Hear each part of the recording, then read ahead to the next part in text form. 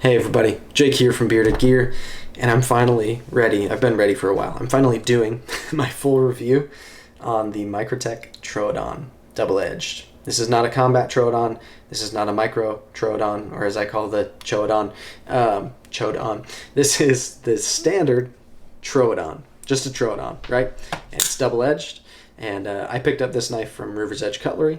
As always, when I get something from Rivers Edge Cutlery, I will link them down below because they're awesome. I appreciate them.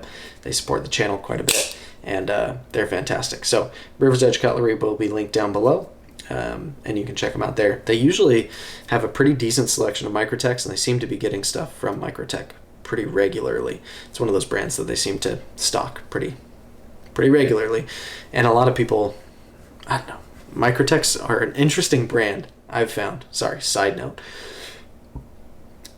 Some of the stuff that they make, you tend to be able to find in stock pretty regularly. Like if you want to just go find an Ultratech right now, you could do it. If you wanted like a Bounty Hunter Ultratech, no, you couldn't, most likely. New from a retailer, right? But there are other models that they just like seemingly are always sold out. And so, I don't know, Microtech is an interesting game where like one of the models that I think oftentimes you just kind of see in stock is the standard Troodon. And I think maybe that's going to kind of lead into the theme, I think, of this review. Or I think this is kind of the sleeper OTF for Microtech. It's not that no one knows about this knife. It's not that no one has them. I know a ton of people who have these and have been saying they love them for a long time. But I feel like when you think Microtech, or at least for me, the Microtechs that I hear about the most are the Ultratech, the UTX 85. Those two are very popular.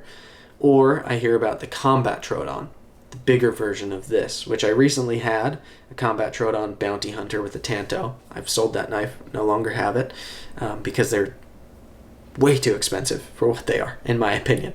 And so I had to get the money back out of that. It wasn't reasonable for me to keep that, as at that time it was the most expensive knife in my collection. I traded for it. Anyways, these aren't cheap either, but these come in under $400, which is a little more reasonable. And I don't know, it's interesting to me that you see these in stock more. I see them talked about less, at least from where I sit. I don't notice them being in the conversation as much, and it's my favorite OTF that I've tried from Microtech. The size, the dimensions, the ergos, this is undoubtedly my favorite OTF that I have tried from them thus far. I haven't tried every OTF from them. I haven't had a Cypher. I haven't had a Halo. And other than that, I think I have tried everything. Because I've got a UTX 70 at the moment. I still haven't reviewed that knife. I don't really like it personally. It's too small. It feels like a toy to me. I don't personally like the UTX 70, but it's a thing. The UTX 85, I feel like I owned one at some point. It gets blurry sometimes, guys. I know I've had the Ultratech. I've had the Combat Troodon. I've been loaned the Micro Troodon, or Mini Troodon, or the Chodon. Just makes it easier if you want to call it that with me. I've been loaned one of those. I've been loaned the Dirac Delta. I haven't even held, I think, a Dirac, like the smaller one. I held an Exo set at California Custom Knife Show, but I haven't owned one. So I guess, yeah, there's a few I haven't tried. But in their like core lineup, this was kind of the missing link for me. And this is like the same size as a UTX 85. Like virtually identical in length, at least, right?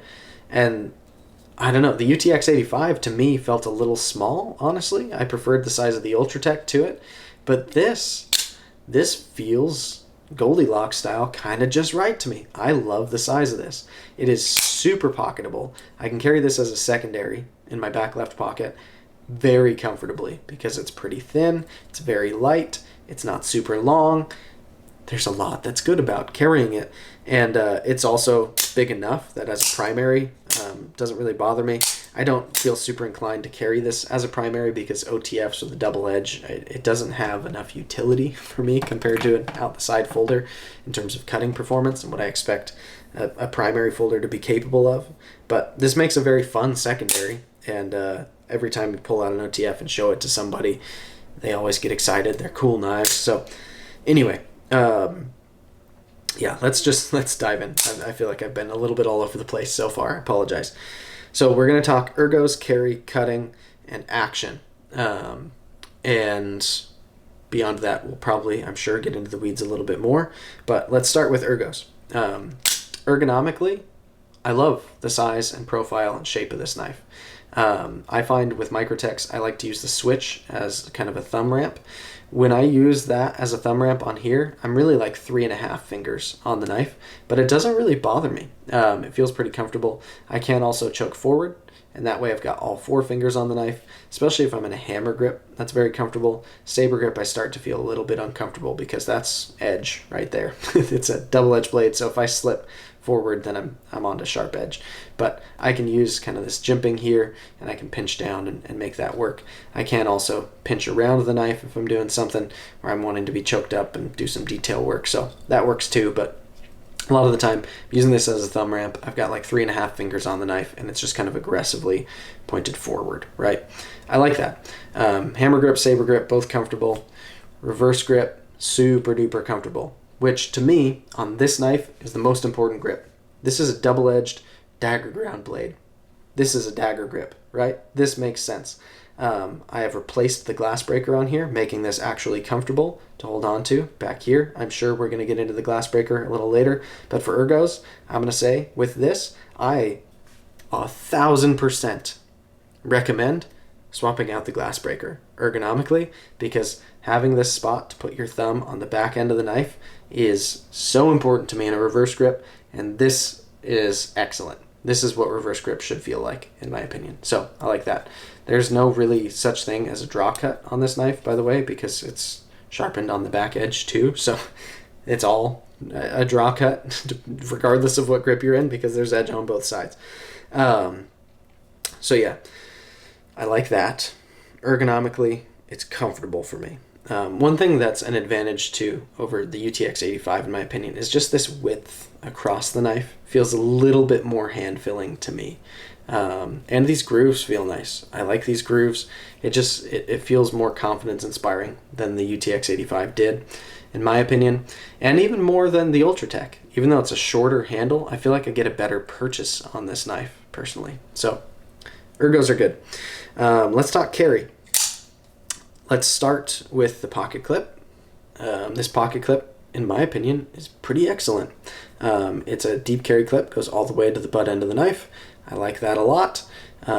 It's blacked out on this particular one. It does have Microtech branded on there, but you'd have to be pretty close to see that. It also has the serial number 6880. This one was born in January of 2021. Nice looking pocket clip, and it functions pretty well for me. Back left pocket. It's been comfortable, hasn't snagged on anything. It's easy enough to get in and out of pocket. It was a little tighter at first, but it's gotten better over time. And yeah, it's a comfortable pocket clip. I did switch out this glass breaker, as I've already mentioned, and let's just get that out of the way right now. I have ranted about glass breakers on knives, specifically on Microtechs, a lot of times. So, to save myself some breath, I'm just going to say I hate them with a fiery passion. I think they're the worst invention on a pocket knife, arguably, compared to any of the other bad ideas that have been put on a pocket knife. I don't know that people are actually using them for anything that is positive in the world. I think that they're stupid. I think that they're pointless. I hate them. I hate them. I hate them. I hate them. I think they're bad. You can disagree? Cool. More glass breakers for you. My recommendation on any Microtech ever that has a glass breaker is to find a screw that deletes the glass breaker and put it in, and the knife will be more comfortable. It will actually carry deep without some stupid glass breaker sticking up out of the top of your pocket like an idiot. It will be better, in my opinion. I vastly prefer this. So this is just a screw that I got on eBay that I was told would delete the glass breaker, and it did.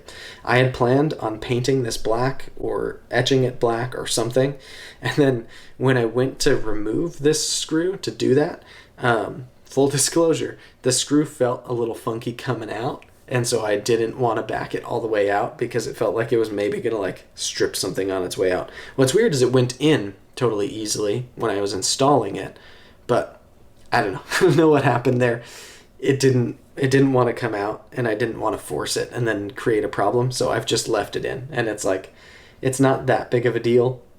I would prefer for it to be black, but it kind of offsets, I guess, with the logo, and then the blade has satin flats. So I'm saying it ties in. I'm convincing myself. But even with it not being black, this looks so much better to me than a stupid black glass breaker sticking up out of the butt end of my knife. And for ergos, it's ultra important. But anyways, this pocket clip works well without the glass breaker. It actually sits deep carry, and I like that. The knife is fairly slim, but not crazy slim. It's slimmer than a lot of folders because of this type of construction. I feel like it lends itself to being a little slimmer. But yeah, there's nothing that really sticks out and like wants to poke you in pocket or anything like that. The switch is not like super tall off the side. It's comfortable. It's slim in just about every direction. It's short this way. It's comfortable in pocket, and it's really light too. The aluminum scales, it just doesn't weigh all that much. So a breeze in pocket. Let's talk action. This is an area where this knife shines, in my opinion. OTFs are a lot of fun. You press the switch forward and the blade rockets out. You pull the switch back if it's a double action OTF like this one, and it slurps the blade back in. That is cool. That is exciting. That doesn't really get old. It's the most exciting when you first get your first one. And then even, like if you, in my case, sell that OTF, you eventually want one again. And my problem has always been, I've had a bunch of OTFs, and it's always been because it's like, oh, I want an OTF. Like, it sounds exciting again, right? And then I'll get one, and it's fun to do this a whole bunch of times because that's fun. It's a lot of fun to do. But then I don't like the knife enough to keep it around, and I end up letting it go to get something else. This is finally a case where I think I like this knife enough. So this will be the OTF action that is in my life, at least for a while, and it's a great one. Super strong deployment. I've had no issues with deployment or retraction. It works great every single time, and that's good. That's fine and dandy. So if you like fun OTFs, if you're familiar at all with what a Microtech feels like, this is a good one. The button feels smooth, or the switch, I should say. It glides pretty easily. It's a definitive kind of, like you've got a little bit of mush, right? And then you hit the wall, kind of like a trigger. And when you burst through that wall, it's a crisp break, and the thing fires. And then pulling it back, again, you've got some mush, and then you get to the wall, and boom, it comes in. So it's a fun action. I like it. That means our last category is cutting. And here we are again on a double-edged OTF talking about cutting performance. In the next couple of days, I already have it planned. I just need to make the time. I've got some stuff set aside for it to cut through. I'm going to be doing a comparison video between this knife, and I think what I'm going to do is use my Spyderco Pair 3, because that's like a benchmark of a folder that a ton of people have. A lot of people talk about having good cutting performance, but it's not like a custom knife or anything crazy or unobtainable. It's just a Pair 3, right? It costs half of what this knife does. I'm going to be doing kind of a head-to-head cutting comparison between the two, because let me just say this, and I'm very confident that this cutting comparison will back this up. What this blade is designed to do is to pierce things. This is a dagger ground, double-edged blade. It is designed oftentimes to be held like this and to jab into usually soft tissue. That's kind of what this is designed to do, right? I think arguing against that seems incorrect to me. The advantages of a double-edged blade are typically seen as being tactical. I don't find that there's an advantage in any EDC cutting task that I do to have the back edge be sharpened. It's cooler. This blade is way cooler because it's double-edged, If this was a Tanto version of the same knife or a drop point, it would not seem nearly as cool to me, because this is a very tactical feeling knife. Their branding is tactical. That's what makes it cool, right? It does not make it more effective at cutting. This blade is not that good at cutting. Is it okay? Yeah, it's all right. Like, I can pierce really well, but if I pierce in and then try to cut, it works. It has a sharp edge. It will cut things. But compared to knives with geometry that are designed to slice, that's not what this blade is designed to do. It's a very stubby little grind because the grind height is tiny. It is a very short distance from the edge to this fuller, right? Or blood groove, because we're tactical here. So you don't have much room for that grind to get thin. The edge that's on it is fine, but Microtech doesn't put crazy, like ridiculously sticky sharp edges on their double-edged blades from what I've seen. They just don't seem to. They have a ridiculously sharp point, yes, but these edges are not, these won't shave. You know, like, it's not a slicer. So if you get a single-edged version with a taller grind, it will be a little bit better. But even then, OTFs, because of their constraints, like, they're not typically very good slicers from what I've experienced compared to folding knives. All of that said, this works. When I carry it as a secondary, it will cut things, right? I can open boxes with it. I can cut cardboard with it. I can cut zip ties with it. There's a little bit of blade play because it's an OTF as well. This one doesn't have it as bad as many others that I've felt over time, but there's play, right? And so that's not super confidence inspiring. The fact that I can't press my thumb onto a spine up here to push down through things also makes it a little less easy to cut with, because this is a sharpened edge, so I don't want to push there. But I mean, it works. I can cut things with it. It's a blade, but it's not the pinnacle of cutting performance, and it's not trying to be. So anyway, that video will be coming soon where I compare the two. This knife will cut like a double-edged OTF. There. Yeah, so ultimately, like I said in the beginning, this is kind of my Goldilocks OTF, or at least so far. I haven't tried really any OTFs that aren't Microtech, and I think that's probably kind of the next step. I'll be trying some Guardian Tactical OTFs, I think. I might try like a Heretic or something.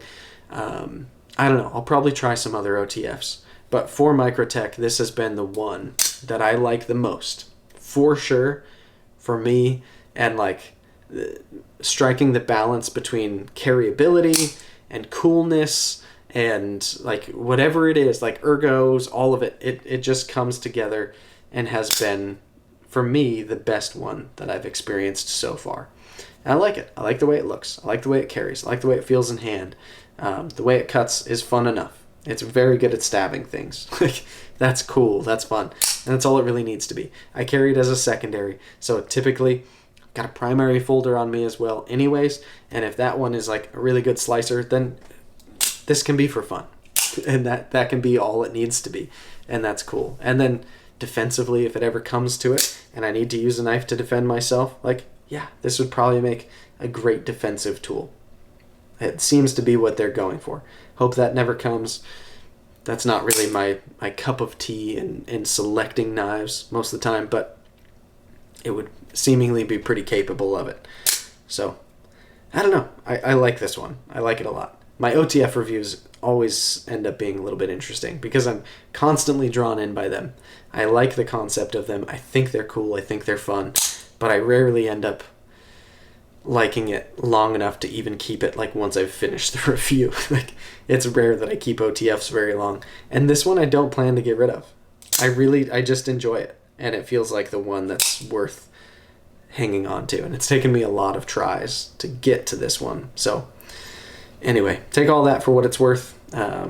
This is the Microtech Troodon, the double-edged blade, and I got it from Rivers Edge Cutlery. It will be linked down below. And yeah, we'll call it good there, guys. This will be my full review, and that comparison's coming soon. So we'll see you on the next one.